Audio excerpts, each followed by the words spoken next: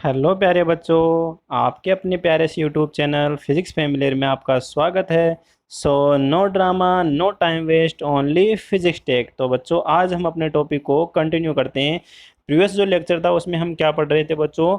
Application पढ़ रहे थे। किसके? गाउस थ्योरम पे बेस्ड जो एप्लीकेशन, उनमें से हम 3 एप्लीकेशन कंप्लीट कर चुके हैं। आज हमारी जो चौथी एप्लीकेशन वो क्या है? हम electric field intensity find out करने वाले हैं due to charged spherical shell. Uniformly आपके पास में चार्ज एक स्पेरिकल सेल है। स्पेरिकल सेल आप इसे जानते हो, आप जो आपने जो स्पेयर लिया है ना वो खोखला होना चाहिए, इसको बोलते हैं स्पेरिकल सेल। तो ध्यान रखना बच्चों, आपके पास में दो टॉपिक है, दोनों टॉपिक को सेम इसी तरह से करना है आपको।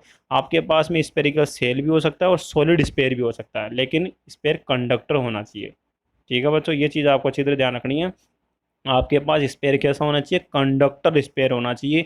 नॉन कंडक्टर स्पेयर की इलेक्ट्रिक इंटेंसिटी आपकी डिफरेंट आएगी इनसाइड में। आउटसाइड और सरफेस पे तो एज इट इज सेम ही रहेगी, बट इनसाइड में जो इलेक्ट्रिक इंटेंसिटी है वो आपके कंडक्टर के अंदर, नॉन कंडक्टर स्पेयर के अंदर डिफरेंट आने वाली है। बट कंडक्टर सेल ले लो या फिर सॉलिड कंडक्टर ले लो आप, ठीक है ना, सॉलिड स्पेयर ले लो, दोनों में सेम रहेगा। दोनों में सेम क्यों रहेगी कैलकुलेशन? बिकॉज सर, जब हम किसी भी कंडक्टर को कोई चार्ज गिवन करते हैं तो वो चार्ज उसके सरफेस पे रिसाइड्स हो जाता है। कहाँ पे होता है बच्चों? सरफेस पे रिसाइड्स होता है, और अंदर आपके इलेक्ट्रिक फील्ड कितना होता है? जीरो। सो आपकी electric field intensity due to spherical shell and due to solid sphere, but both are conductor. So आपको ये टॉपिक जो है ना सेल का दिया हुआ है ना, सेल मिला नहीं यहाँ पे, कंडक्टर सेल, स्पेरिकल सेल।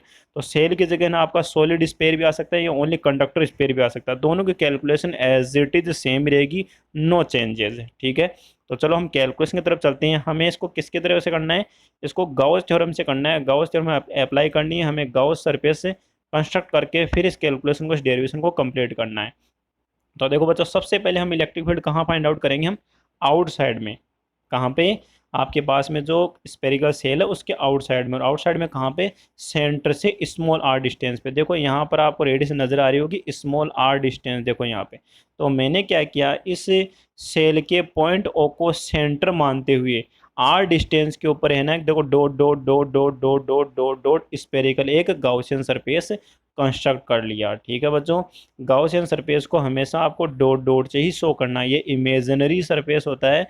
और उसके ऊपर जो आपका पॉइंट होता है, जहाँ पे आपका ऑब्जर्वेशन पॉइंट होता है, इसी सरफेस के ऊपर स्टेबल होना चाहिए, इसी पॉइंट के ऊपर सिचुएटेड होना चाहिए, ध्यान रखना। ठीक है, तो यहाँ पर जो आपका पॉइंट पी है ना वो आप यहाँ कहीं पे रख लो। देखो यहाँ पे कहीं नजर आ रहा होगा, एक एलिमेंट्री पोर्शन लिया है, यहाँ पे एरिया लिया है इस गाउसियन सरफेस के ऊपर, जिसका एरिया कितना लिया हमने? ds है। ठीक है बच्चों, तो जब जैसे ही आपने ds लिया है और आपका जो इनसाइड वाला स्पेयर है, देखो ये वाला, ये हमारा मेन स्पेयर है। ठीक है ना, जिसकी वजह से हमें electric field intensity find out करनी है। इस पे आपको plus plus plus plus charge नजर आ रहा होगा। तो जो भी आपने प्लस क्यू चार्ज इसको गिवन किया था, इसके सरफेस पे रिसाइड्स हो गया, जिसकी रेडियस कितनी है? Capital R.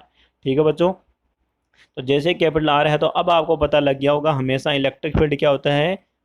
सरफेस के परपेंडिकुलर नॉर्मली क्या होता है? आउटवर्ड डायरेक्शन में। पॉजिटिव चार्ज की वजह से क्या होता है? रेडियली आउटवर्ड डायरेक्शन में। तो आपको यहाँ पे आउटवर्ड डायरेक्शन में इलेक्ट्रिक फील्ड नजर आ रहा होगा बाहर की तरफ, ये देखो किसकी वजह से? इस प्लस क्यू चार्ज की वजह से। और इस गाउसियन सरफेस के ऊपर आपने जो एलिमेंट्री एरिया वेक्टर माना, ये भी किधर है? बाहर की तरफ। इसका मतलब इस एलिमेंट्री पोर्शन के ऊपर ई वेक्टर और D S vector same direction में। इट मीन्स यहाँ से जो आपका फ्लक्स इमरजेंट होगा वो क्या होगा? मैक्सिमम होगा। तो चलो अब हम क्या करते हैं, सीधा है गाउसियन थ्योरम के लिए। सबसे पहले क्या देखते हैं कि सर आपने जो गाउसियन सरफेस कंस्ट्रक्ट किया है या ड्रॉ किया है, इससे टोटल कितना चार्ज एनक्लोज्ड है? तो आपको नजर आ रहा होगा अंदर कितना चार्ज है? क्यू चार्ज है। तो हमें ये तो पता लगे कि टोटल चार्ज कितना एनक्लोज्ड है? क्यू। चलो अब आप गाउसियन थ्योरम अप्लाई करो। Phi E is equals to आपका surface integral E vector dot D S vector is equals to क्या हो जाएगा?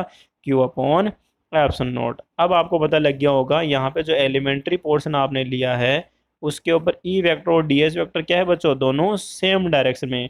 और जब दोनों सेम डायरेक्शन में है, और आपको ये भी पता लग गया होगा यहाँ पे कि सर इस पूरे गाउसियन सरफेस के ऊपर जो इलेक्ट्रिक फील्ड है वो क्या रहेगा? सेम रहेगा। क्यों रहेगा बच्चों? देखो चार्ज से है ना, ये जो आपका गाउसियन सरफेस है ना सेम डिस्टेंस पे है, आपको मैंने पहले ही बताया था गाउसियन सरफेस हम इस टाइप का कंस्ट्रक्ट करते हैं कि उसके सभी पॉइंट्स के ऊपर इलेक्ट्रिक फील्ड क्या होना चाहिए, यूनिफॉर्म होना चाहिए। तो यहाँ पे यूनिफॉर्म ही है, बिल्कुल इक्वल है, यहाँ सब जगह डिस्टेंस सेम है। देखो आपका जो मेन स्पेयर है ना उससे इस गाउसियन सरफेस की डिस्टेंस सेम है।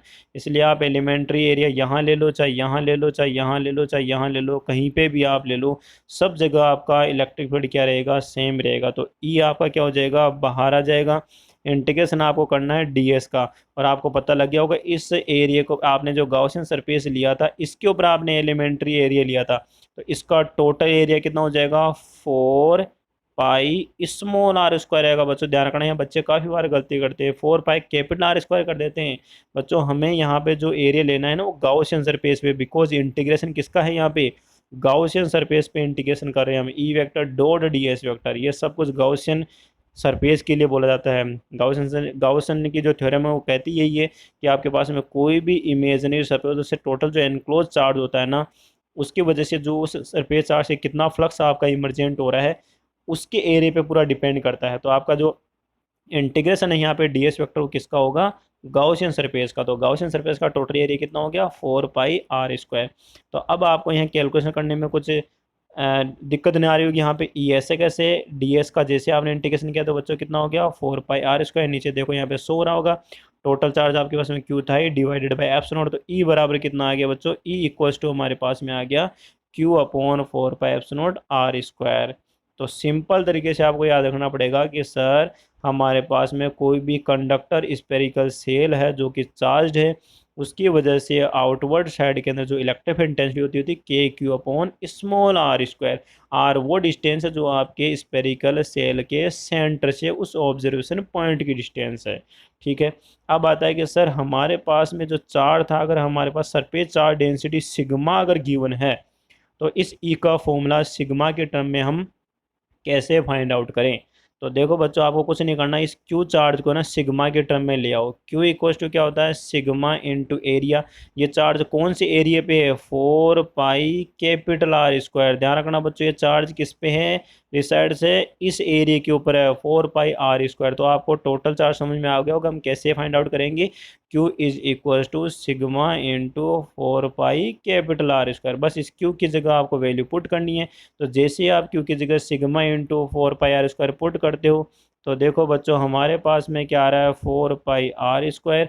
नीचे की तरफ आप क्या क्या है, 4 पाई एप्सिलॉन इंटू 4 पाई, तो आएगी आर स्क्वायर, आ गया स्मॉल आर स्क्वायर। देखो बच्चों 4 पाई से 4 पाई कैंसिल हो गया, तो हमारे पास में इलेक्ट्रिक इंटेंसिटी कितनी आ गई, sigma into capital R square divided by epsilon into small R square. ठीक है, तो अब हम चलते हैं इस स्पेरिकल सेल के सरफेस के ऊपर इलेक्ट्रिक इंटेंसिटी कितनी होने वाली है। ठीक है बच्चों, तो नेक्स्ट स्लाइड पे चलते हैं हम। तो नेक्स्ट स्लाइड पे देखो हमारे पास में जो सेकंड पोर्शन है वो क्या है, इस स्पेरिकल सेल के सरफेस के ऊपर हमें इलेक्ट्रिक इंटेंसिटी फाइंड आउट करनी है। तो देखो इस बार जो गाउसियन सरफेस है वो इसी लाइन के ऊपर, इसके सरफेस के ऊपर ही आ जाएगा, जिसको हम यहाँ पे शो नहीं कर सकते। तो एलिमेंट्री पोर्शन हमें कहाँ लेना पड़ेगा, इसके सरफेस पे ही लेना पड़ेगा, जिसका एरिया आपने कितना कंसिडर कर लिया, डी एस वेक्टर। यहाँ पे भी आपका डी एस वेक्टर और ई वेक्टर क्या है, दोनों सेम डायरेक्शन में है। तो फ्लक्स भी आपका क्या रहेगा बच्चों, मैक्सिमम रहेगा। और देखो इस बार जो ऑब्जर्वेशन पॉइंट है small R is equal to कितना हो गया बच्चों, कैपिटल आर डिस्टेंस के ऊपर ही हो गया। पिछले वाला जो केस था उसमें क्या था, small R is greater than capital R था। इस बार जो हमारा केस है वो क्या है, डिस्टेंस रेडियस के बराबर ही है। इट मीन्स आपका पॉइंट इस स्पेयर के सरफेस के ऊपर ही है।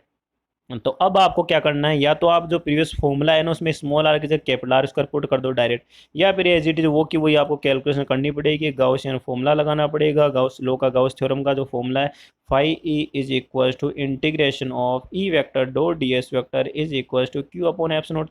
क्यू तो आपके पास में टोटल चार्ज कितना है, क्यू ही है, क्यू अपॉन एप्सिलॉन नॉट हो गया। E D S cos zero, because E vector और डी एस वेक्टर क्या है, सेम डायरेक्शन में। तो जैसे आप डॉट प्रोडक्ट को ओपन करते हो तो क्या आता है, E D S cos zero की वैल्यू 1 हो गई। ई आपको पता है इस पूरे सरफेस पे क्या है, कांस्टेंट। तो ई आपका क्या हो जाएगा, आउटवर्ड डायरेक्शन में आप बाहर ले लो कॉमन।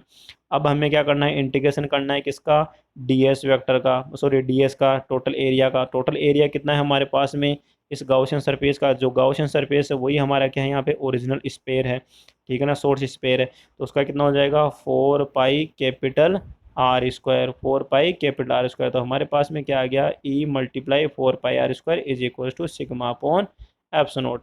तो इलेक्ट्रिक फील्ड इंटेंसिटी बच्चों कितनी आ गई, E = Q/4 pi epsilon naught D ×R square, ठीक है। देखो उस फॉर्मूले में इस फॉर्मूले में क्या डिफरेंस है सर, वहाँ पे electric field intensity outward direction में हमारे पास में आर के स्क्वायर के इन्वर्सली प्रोपोर्शनल है, ठीक है ना। और यहाँ पर क्या है, आर पे डिपेंड नहीं करती इलेक्ट्रिक फील्ड, और यही आपकी इलेक्ट्रिक फील्ड इंटेंसिटी क्या मैक्सिमम होती है। क्वेश्चन पूछा जाता है कि आपके पास में एक चार्ज्ड कंडक्टर स्पेयर है, ये सॉलिड स्पेयर है, या फिर आपके पास में एक स्पेरिकल सेल है चार्ज पे, दोनों की वजह से ही आपके पास मैक्सिमम इलेक्ट्रिक इंटेंसिटी होती है, वो कहाँ होती है, उसके सरफेस पे होती है बच्चों, ध्यान रखना। और उसका फॉर्मूला क्या हो गया, KQ/कैपिटल R स्क्वायर, KQ/कैपिटल R स्क्वायर, जहाँ कैपिटल आर क्या है, उस स्पेरिकल शेल की रेडियस है। अब आता है वही सर, सिग्मा की टर्म हम कैसे फाइंड आउट करते हैं, आपको पता है ये Q इज इक्वल टू क्या होता है, sigma into 4 pi capital R square. Put कर दो आप Q की जगह यहाँ पे इस फॉर्मूले में, तो आपके पास में फॉर्मूला क्या आ जाएगा, सिग्मा अपॉन एप्सिलॉन नॉट। और ये फॉर्मूला तो आपको बच्चों डायरेक्ट याद ही रखना, ये समझ लो। आपके पास में ये जो फॉर्मूला है ना, बहुत जगह काम में आने वाला है। कोई भी आपके पास में ज़रूरी नहीं कि आपका स्पेयर हो, किसी भी टाइप का कंडक्टर हो सकता है, उसके सरफेस के बिल्कुल नियर बाई आपके पास, जैसे उसका कोई सरफेस उसका बिल्कुल नियर बाई आपको इलेक्ट्रिक फील्ड याद रखना है, सिग्मा अपॉन एप्सिलॉन नॉट होता है। आपने देखा होगा कंडक्टर शीट हमने कल पढ़ी थी, उसमें भी आपने देखा होगा, जो नेक्स्ट लेक्चर था उसमें भी हमने देखा था इलेक्ट्रिक इंटेंसिटी क्या आई थी, sigma upon epsilon not. But वो इनफाइनाइट की थी, इनफाइनाइट डिस्टेंस की थी, इसलिए आपके देखा था डिस्टेंस पे डिपेंड नहीं करती। आप सर नियर बाई क्यों, आप कहीं पे भी चले जाओ दूर, तब भी तो हमारी electric intensity sigma upon epsilon not रहती है। बिल्कुल, मैं यहाँ पे इनफाइनाइट ऑब्जेक्ट की बात नहीं कर रहा, यहाँ पे मैं एक स्मॉल आपके कंडक्टर ऑब्जेक्ट की बात कर रहा हूँ, उसके नियर बाई भी आपको इलेक्ट्रिक फील्ड कितना मिलेगा, सिग्मा अपॉन एप्सिलॉन नॉट ही मिलेगा। ओनली मैं फाइनाइट लेंथ वाले कंडक्टर की बात कर रहा हूँ, इनफाइनाइट वाला तो उसके तो सभी जगह आपको सिग्मा अपॉन एप्सिलॉन नॉट मिलेगी, बट मैं यहाँ पे फाइनाइट कंडक्टर की बात कर रहा हूँ, ठीक है। तो यहाँ पे तो आपको ये पता लग गया कि ये इलेक्ट्रिक इंटेंसिटी KQ/कैपिटल R स्क्वायर ये मैक्सिमम होती है आपकी इसके कंडक्टर शेल के सरफेस पे। अब हम चलते हैं इन साइड में, ठीक है बच्चों, कंडक्टर शेल के इन साइड में इलेक्ट्रिक इंटेंसिटी कितनी मिलेगी। देखो ये तो आपको डायरेक्ट पता है कि सर जीरो होती है, बट कैलकुलेशन हमें सिस्टम में ढंग से करनी है। देखो बच्चों, आपको यहाँ पे हमारा जो मेन स्पेरिकल सेल है वो यहाँ पे नज़र आ रहा होगा, जिसपे charge plus Q plus plus plus plus इस तरह से टोटल क्यू चार्ज दिया हुआ है। इसके अंदर है ना, आपने देखा होगा एक छोटा सा dot dot dot dot dot dot dot, देखो आपको ग्रे कलर का एक गॉसियन सरफेस नज़र आ रहा होगा, जो कि सेंटर से किस डिस्टेंस के ऊपर है, R डिस्टेंस के ऊपर। और जो हमारा मेन जो कंडक्टर सेल है उसकी रेडियस कितनी है, कैपिटल R। तो इट मीन्स इस बार जो हमारा पॉइंट वो क्या है, स्मॉल r जो है वो कैपिटल R से लेस देन है। बच्चों क्या है, इस बार हमारा जो डिस्टेंस है स्मॉल r वो कैपिटल R से लेस देन है। इट मीन्स हमारा जो ऑब्जर्वेशन पॉइंट है वो कंडक्टर सेल के इनसाइड है, ठीक है। तो अब आपको पता लग गया सर, हम तो total charge enclosed by Gaussian surface देखते हैं, तो summation Q is equal to इस बार हमें कितना मिल रहा है, जीरो। देखो इस गॉसियन सरफेस ने कोई चार्ज एनक्लोज नहीं कर रखा, पूरा का पूरा चार्ज उसके बाहर है। तो अब आपको पता लगेगा sir calculation as it is वैसे के वैसे ही करनी है, बस क्यू की जगह हमें क्या पुट कर देना है, जीरो पुट कर देना है, जिससे हमारे पास में ई क्या मिल जाएगा, electric field intensity inside a conductor shell या सॉलिड कंडक्टर। आपका स्पेरिकल सॉलिड हो सकता है स्पेयर, उसके अंदर भी आपको इलेक्ट्रिक फील्ड इंटेंसिटी कितनी मिलेगी, जीरो। और कैलकुलेशन एज इट इज वैसे की वैसे ही है।